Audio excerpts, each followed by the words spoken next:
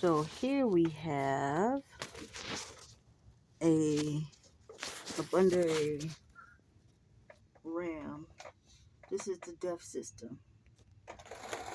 Pipe goes up to the turbo, comes down right here to this DPF filter, which when all the smoke comes out of the engine through the turbo to the DPF filter, it comes in and it has a filter on the inside of here where it traps all of the gas inside of this filter, and it pushes it out. It traps all the soot and all that the gases, and it pushes it out clean. And then you have your def injector here, which injects def fluid into this SCR. I forgot the acronym, selective catalyst something reduction. And what the SCR does, it pushes out clean white smoke through the tailpipe. And this is to reduce the all of the bad emissions in the air. So it is illegal technically to delete this, but sometimes you have people that will delete this entire system. But what I have found is if you just take this, if you have problems with your system, if you take this DPF filter off, and these parts can come off in sections, the most difficult thing is just taking it off. You can take this off. This is your differential pressure sensor. Sometimes this goes bad and it'll give you a bad reading. But this was replaced last year, so this is good. But this truck went into regen mode. It regens by itself. When the filter gets full, what'll happen is when this filter gets trapped with soot, it'll get clogged, and then the system will go into a regen mode where it dumps fuel into this filter and it burns it. It heats the temperature really, really high. It really catches a fire inside of here, and it burns the soot down to ash. When this filter gets clogged with ash, nothing can really pass through here, so the engine can barely breathe. And there are sensors here and another sensor here. It kind of reads when it gets full. And so I found that the most simplest thing is to loosen these 4 bolts here, 4 bolts up there, take the hanger down, loosen the sensor, and these just come loose with the clip. This is how DEF also gets injected in here through these sensors. And now you just loosen this stuff off of here, take this whole filter off, and you can pressure wash it from the clean side. From the clean side, pressure wash it, and you'll see all the ash and everything start coming out of the dirty side. Once it's clear, let it sit for a day or so, and then put it back on, and that'll clean out your filter, right? Which prevents a clog going back this way. So that's what I'm gonna do. I'm gonna take this off, and I'm just gonna simply pressure wash it out, and I'll show you guys how I do that. I'm gonna loosen this stuff up, but let me put the phone down first to get the tools I need. Okay, so this is the hanger that I was talking about. You can pull that off if you got some WD-40. Sometimes you can pull it off by hand if you've got some strength, some man strength. If not, then you can use this hanger right here to get it off, and I always save that for last.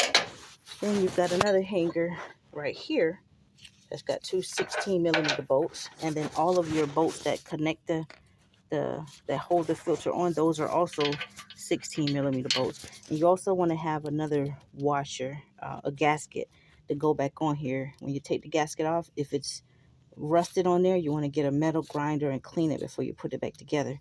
But you want to have a gasket, which also is good to go in between here, right? And then this is your other 16-millimeter. So 16-millimeter bolts are holding the front and the back, so one socket. And I'm going to start up here, loosen this. I'm going to take this entire bracket off to loosen it, and then when I put it back on, I'm going to put the entire bracket back on. rather than fighting to slide the filter out of these hangers. It's much easier just to loosen the bracket, and I'll show you my setup for that. For this bottom bolt, if you can't find, if you can't fit a socket in between here, you can easily just take a 16mm wrench and just loosen it. A ratcheting wrench will be better, but I had this S wrench down here with me, and I just figured I'd start loosening it like that. But you see, as simple as that. Okay, now my top setup, you see, I just have that extension, the swivel extension. That way I can move it, because it has to go above this filter up here. And I just got a ratchet and wrench on one end. That's it. So that's all I'm doing. Just slowly loosening it, just like that. So simple. And another thing that you want to do, now I can take this, I can move this because I've got it loosened. So I can, instead of using a wrench, I could just take my hand and turn the extension myself. And another thing that you want to do before you start loosening stuff, you want to unplug all the plugs. So it's a plug here. You just press in this top. You just press it and slide it out. Simple as that. That's unplugged. And then there's two more plugs. There's another plug. Oh, there's a plug here. It connects here. Just lift up the latch, press it, slide it off. Then there is another plug here on the back side. It was plugged in up here, and the cord was hooked right in this little clamp here to hold it, and it was plugged right here on the side. You just press the button and press the top, slide it off, and that's loose. And then let me see, that's all the plugs. And then on the back side of this, where's my little pick? I had a pick.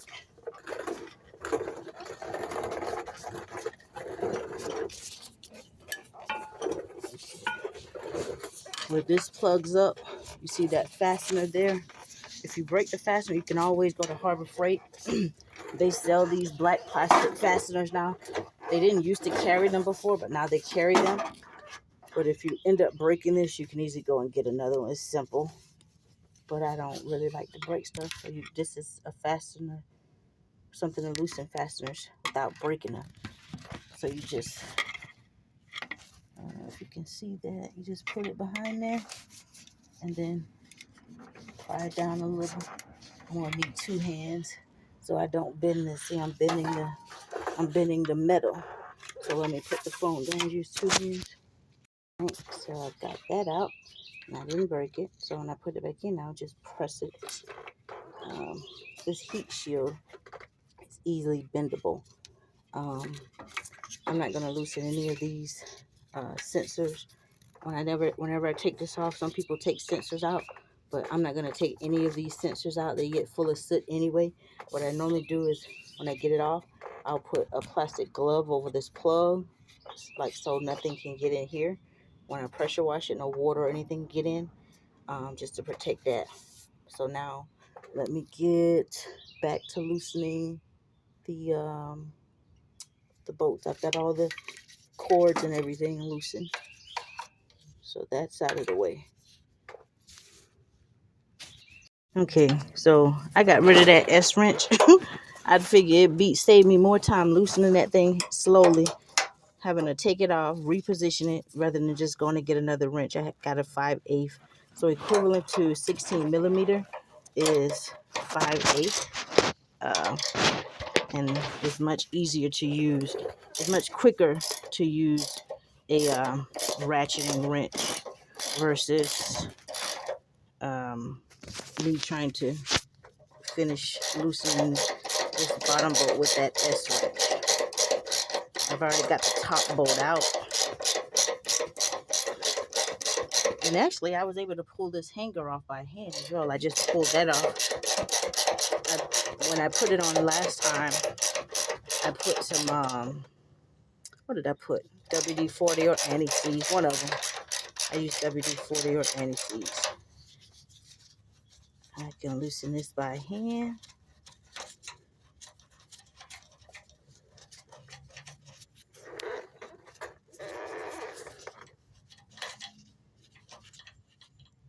Oh, I didn't have to loosen this plug because I'm not taking this one off up here. I just realized that that's connected to the top. So I'll leave that there. All right. So now I got that bolt. And I don't know, maybe it's just me, but I like to, whenever I'm going to leave that right there. I'm not even going to move it. But whenever I take my bolts out, for some reason, I just like to put them back in the same hole. So I set them aside so I can know the top from the bottom.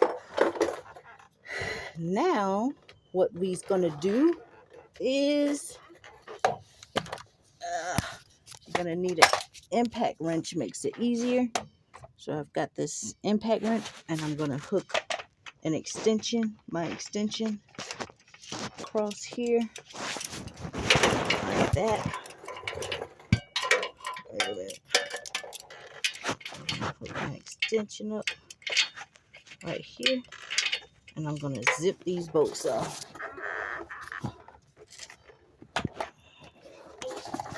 So I've got it going across here, like that. See? So I'll just zip them off from here. And I need 2 hands to do that. Alright, now I've got these 3 bolts loosened, and the gasket is here, and it looks pretty good. So whenever I do get this off, I'm just going to remove the gasket and reuse the same gasket. Right? This is how the gasket looks when you actually clean this filter regularly, or at least once a year. It doesn't really get rusted on there like the original gasket. Okay, so this is the back side, and there are 4 bolts on this back side that need to be loosened as well. So we're going to loosen these 4 bolts on the back side, and it's going to be like a piece of cake just to zip them off.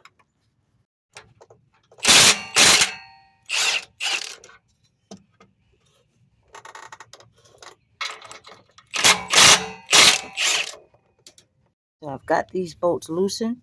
Now what I'm going to have to do so I can clear out the DPF filter to get clearance to actually push it up some, or pull, I'm going to have to loosen the hangers for the SCR. So what I've done is I've already loosened this hanger, and because I'm going to drop this SCR down a little bit when I go further back to loosen the other hangers, I'm also going to have to unplug this def injector that goes into the FCR so that I don't pull this out. So I've already lift up the latch, and then now all I've got to do is press that little, it's a little piece in there that you got to press down and lift up, but I'm going to need 2 hands. And then to remove the def injector, you just slide these 2 pieces down and pull the nozzle off of the injector. So I'm going to do that as well, and I need to put the phone down. The hardest part is done, which is getting it down. I ended up having to come back here and loosen this hanger, and the 2 hangers right there that hold the SCR, because I didn't have enough clearance to just slide this back so that I could get this filter off. But once I did get enough clearance, bada boom, I got it out. And this old gasket is broken in the middle. So I'm going to put a new gasket on when I put this back together. Now it gets easier. Just pressure washing it out. Hardest part is getting it off and getting it back on when you ain't got to lift. Okay, so this is out, and now what I'm going to do is I'm going to put the glove, and I'm going to cover up the plugs and then all of my plugs so that I don't get any water into any of them. Just to be on the safe side, I'll put a zip tie around it, cover those up, and then I will pressure wash this. Now I have a pressure washer here, but my pressure washer gets up to 1750. It's like a light pressure washer. So I realized the pressure washer at the car wash around the corner for me, it's a little stronger. So I'm just going to take it up there instead of using mine. I'm just going to take it up there. And this is the clean side of the filter. So this is the clean side where you see a little bit of DPF buildup, but you don't really see much soot or any of that. See, this is the clean side because inside all these particles, it traps the soot inside. And as it comes from the engine, it traps all that air from the engine on the inside. So on when it comes back on this clean side, which shoots out the back of the tailpipe, the goal of the federal emissions is to not have so much of that bad carbon monoxide going into the air. So I think it's carbon monoxide, whatever the gases are that come out of the engine. I'm not that technical, but anyway, all those gases and fumes that shoot through the engine of the older model diesels, it's bad for the health, it's bad for the environment. So that's why they put these systems on. And a lot of people don't like these systems, but when you learn how it works, you could just properly maintain it. Sometimes it can be a pain in the butt properly maintaining it, but at the same time, at least when you learn how it works, you realize it's nothing to be afraid of. So you don't have to run the risk of being in violation of the law by just deleting the whole thing. Sometimes we fear what we don't understand, and the more we learn and understand something, it makes us more confident in using that thing. It takes away the fear, you know. And so this is the clean side that would shoot nothing but clean gases out of the SCR. And on the SCR, as I showed you, it has a def injector that also, I think, changes the odor or whatever. It was like an ammonia substance as it comes out of the tailpipe, right?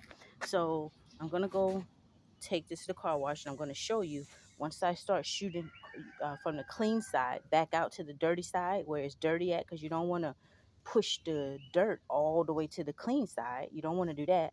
You want to, if the dirt is staying sitting, everything is staying blocked on the inside and nothing's coming out the clean side, then that's what you want to do. You want to push everything back from the clean side back out to the dirty side, and you're going to see a lot of ash come out once I start pressure washing it. So let me get this set up, and then I'll show you how it looks when I pressure wash it. What I want to tell you, people of God, is that doing it yourself, taking that filter off yourself and cleaning it yourself. Sometimes I never took it to the dealer for them to clean it for me, but I've had a buddy of mine who has the same type of truck I have, and he's taking his to the dealer, and I think he said he paid $2,500 or $2,000 the first time he took it. And after that, he said that they put something in it, some cleaner, and they let it sit, and then they put it in a machine and baked it. But to me, I don't know how thorough that is, because just think about it. He said obviously it wasn't too thorough, because he said when he got it back, it was doing the same thing, and so he had to end up taking it back twice. And I think he said the second time he took it back, he paid $1,500, or they gave him a break or something, which I don't think the problem was fixed the first time. If the fit was clogged, it's clogged. And if you think about it, just think about it logically. You don't have to be a mechanic. I'm not an expert. I'm still learning. But at the same time, just think about this right here. If you have something that's clogged up, that's stopped up on one end, and on two ends, on one end, you cannot, on one end, wait till this thing passed me, I can't hardly talk. On one end, you got something clogged up that's not letting particles go out. On another end, you got something clogged up that's letting some particles come in. Just think about it like this. If that thing is, are you getting here? Are you getting here? Are you, pump these things out. These first two right here. Oh, okay, okay. Yeah, sorry about that. All right. I just need to use the washer for my filter. I ain't washing my car. They're about to clean this. I'm gonna just use the.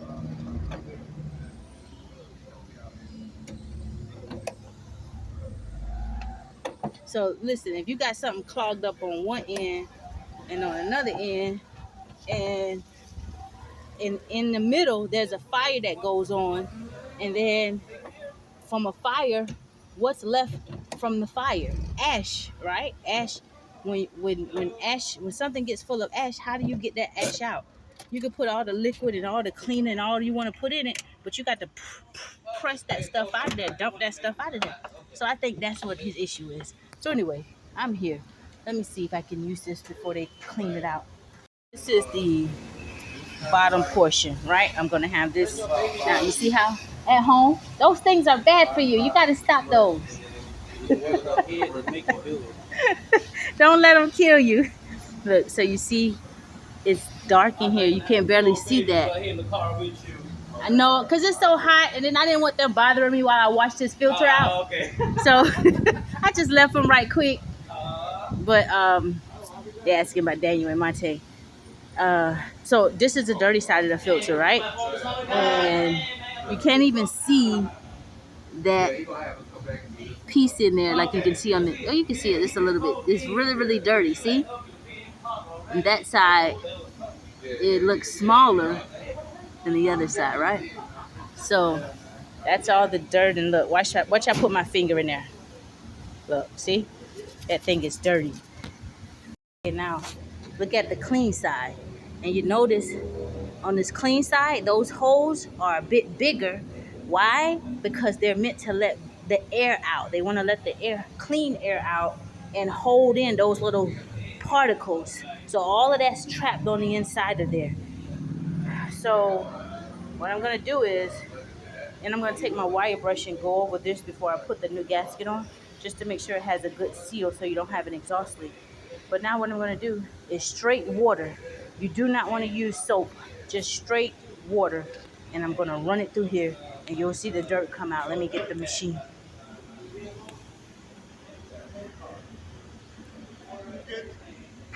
Got to put some money in this thing. All right, here we go, getting to the nitty gritty. And come on this side, I don't want to. I hope I can show you with one hand, because sometimes this thing is about to fall. Let me turn this. I don't want to make this, if I have to catch it. Okay, here we go. Yeah. All right.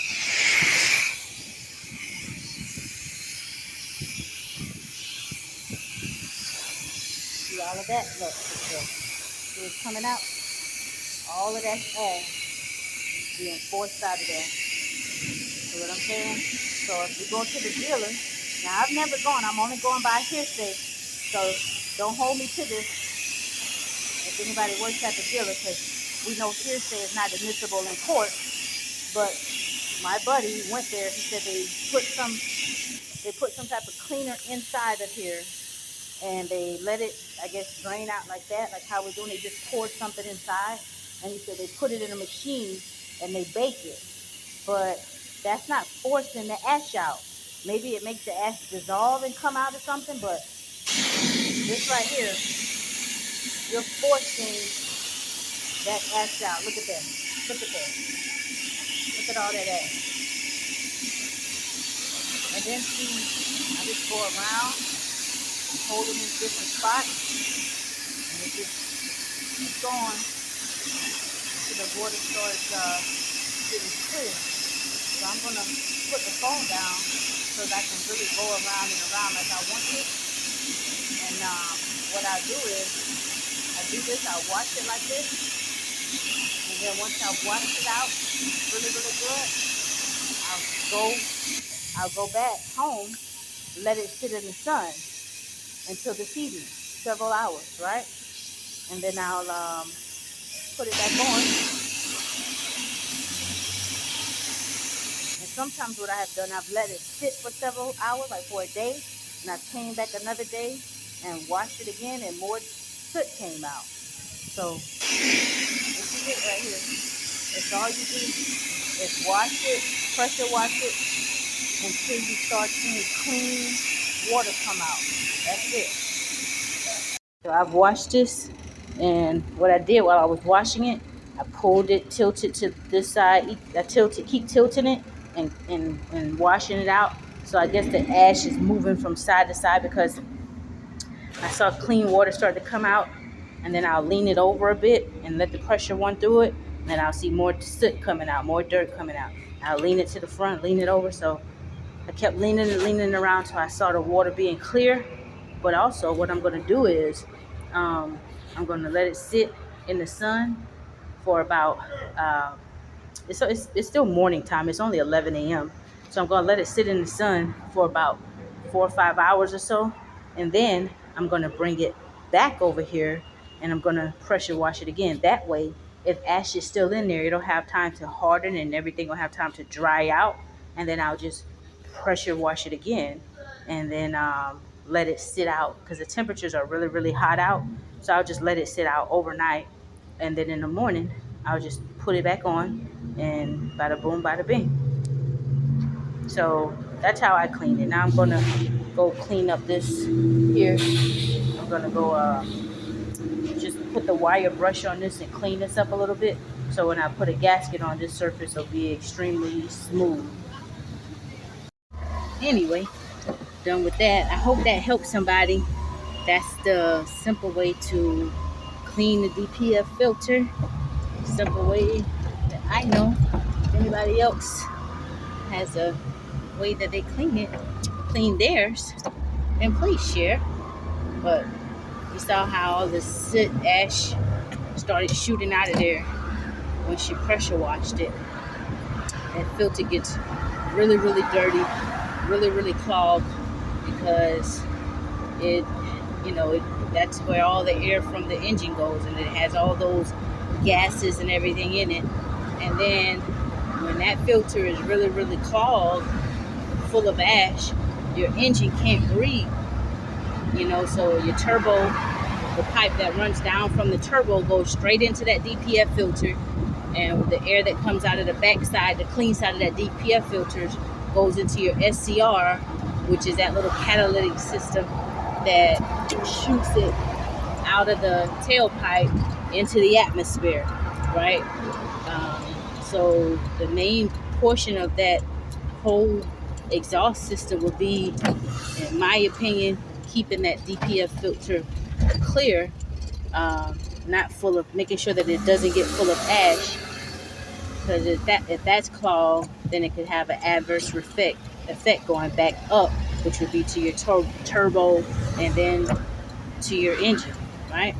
So anyway, that's just my little 2 cents. Hope it helps somebody. Have a blessed day.